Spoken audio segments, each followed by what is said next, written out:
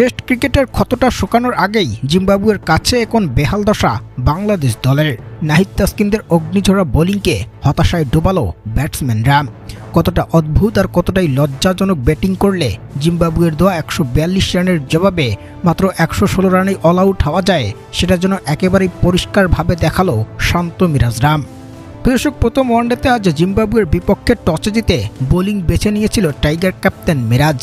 আর বোলিংয়ে অগ্নিঝড় পারফরমেন্স করেছে নাহিদ তাসকিনরা, যেখানে নাহিদের 6 উইকেটে ভর করে মাত্র 142 রানের চ্যালেঞ্জ পায় বাংলাদেশ দল। তবে এই ছোট্ট সংগ্রহের জবাবেও বাংলার ব্যাটাররা ছিল ব্যর্থ। শুধু ব্যর্থই নয়, বরং ওরা যেন মাঠে নেমেই ছিল যাওয়া আসার লড়াই করতে। একমাত্র নুরুল হাসান সোহানের 31 রানের সংগ্রহের বাইরে কোনো ব্যাটসম্যানই স্বস্তিতে পারেনি ব্যাটিংটা চালাতে, যার ফলশ্রুতিতে 33 ওভার 1 বলে মাত্র 116 রানেই অল আউট হয়ে যায় বাংলাদেশ দল। আর প্রথম ওয়ানডেতে 25 রানের বড় ব্যবধানে জয় নিশ্চিত করে জিম্বাবুয়ে।